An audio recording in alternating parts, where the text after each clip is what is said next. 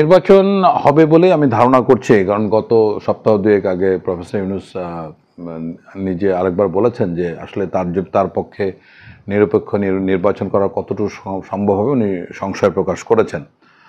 সাথে উল্লেখ করেছেন যে কোনো পক্ষই তাকে সমর্থন করছে না, সহযোগিতা করছে না। তো এটা একটা অবশ্যই খুবই হতাশাজনক। আপনার মনে আছে যদি শাহাবুদ্দিন আহমেদ যখন তত্ত্বাবধায়ক সরকার হিসেবে পার্লামেন্ট হলো, তারপরে কিন্তু উনি আক্ষেপ করে বলছেন কেউ কিন্তু তাকে সহযোগিতা করেনি।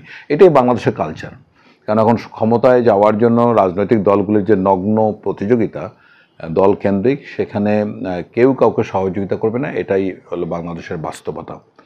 তবে এত কিছুর পরে প্রফেসর ইউনূসের মতো ব্যক্তিত্ব, এবং আমি সবচেয়ে গুরুত্ব দিচ্ছি যে সেনাবাহিনীর প্রধান, তার একটা আকাঙ্ক্ষা, তার একটা ইচ্ছা যে একটা ভালো নির্বাচন হোক এবং নির্বাচন দিয়ে সবাই যার যার কাজে ফিরে যাক।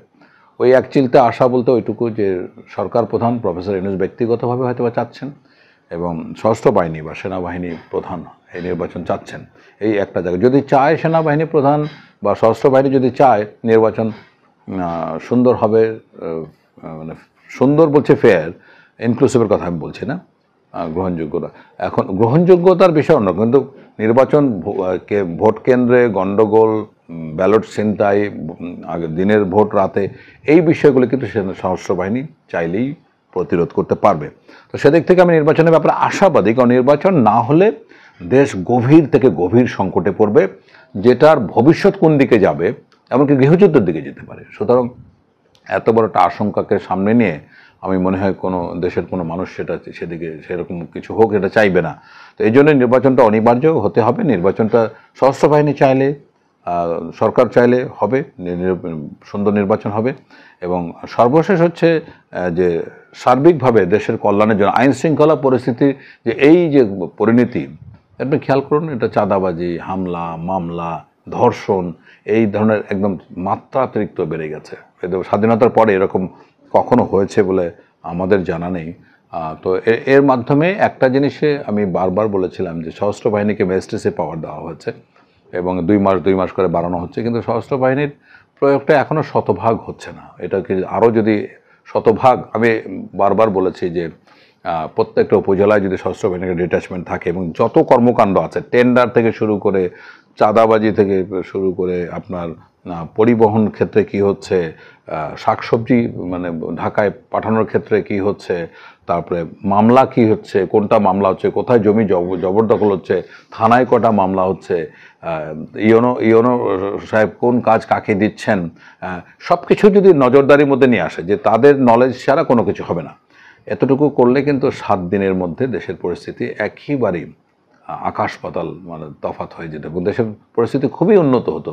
কিন্তু আমি জানি না কেন, আমি ব্যক্তিগতভাবে এটা নিয়ে আমাদের দল থেকে আমরা প্রেস ব্রিফিং করেছিলাম।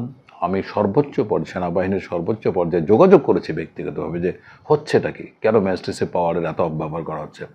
তারপরে প্রায় মাস 2 আগে, ঈদের আগে বিশেষ করে খেয়াল করেছেন যে সশস্ত্র বাহিনী কিন্তু বেশ অ্যাক্টিভলি কাজ করছে, এখনও করছে, বাট তাদের তো সীমাবদ্ধতা আছে, তারা সব জায়গায় চাইলেই পৌঁছতে পারে না। যেমন দ্বিতীয়ত হলো যে দীর্ঘদিন যদি মানে সেনাবাহিনী সশস্ত্র বাহিনী মাঠে থাকে, তাহলে সেনাবাহিনীর উপরে যে একটা ভীতি, এটাও কিন্তু মানুষের সহজ হয়ে যায়।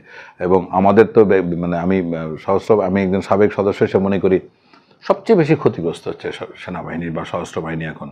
তাদের প্রশিক্ষণ, তাদের ওয়েলফেয়ার, তাদের অনেক কিছুই ভীষণভাবে বিঘ্নিত হচ্ছে। বা আপনি দেখুন এর মধ্যে যে পুলিশি কাজ করতে করতে সাবেক বর্তমান অনেক সশস্ত্র বাহিনীর সদস্য অপরাধের সাথে জড়িত হচ্ছে। তো এটা তো কাঙ্ক্ষিত নয়।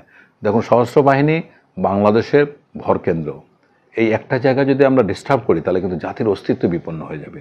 আপনার প্রত্যেকটা সময় বাংলাদেশের সেনাবাহিনী বা সশস্ত্র বাহিনী 90-এর পর থেকে যে ভূমিকা পালন করেছে গণতন্ত্র উত্তরণের জন্য, এটা পৃথিবীতে কোনো সেনাবাহিনীকে আমরা এখন দেখিনি। সো এটা কিন্তু একটা বিরল ঘটনা, আপনি এই কৃতিত্ব আমাদের তাদের দিতেই হবে। এর মধ্যে কতবার ক্ষমতা নেওয়ার সুযোগ আসছিল, কিন্তু সেনাবাহিনী তো ক্ষমতা নেয়নি। বরং এই সেনাবাহিনী প্রধান প্রথম বলেছেন নির্বাচন 18 মাসের মধ্যে হলে ভালো হয়। তো কোনো রাজনৈতিক দল যখন বলেনি, তখন কিন্তু সেনাবাহিনী বলেছে এবং অদ্যাবধি সেনাবাহিনী প্রধান থেকে অন্যান্য বাহিনী প্রধানরা বলে যাচ্ছেন যে খুব তাড়াতাড়ি নির্বাচন হোক, আমরা ব্যারাকে ফিরে যেতে চাই। তো আমার মনে হয় যে এটা সম্ভব। এখন একটু ওই যে সমন্বয়ের দরকার আইন শৃঙ্খলা পরিস্থিতির ক্ষেত্রে, যদি ম্যাজিস্ট্রেসি পাওয়ারের পূর্ণ ব্যবহার করে, যদি রাজনৈতিক দলগুলি সংযম দেখায়। আমাদের রাজনৈতিক দলগুলি কিন্তু খুবই অসহিষ্ণু আচরণ করলো।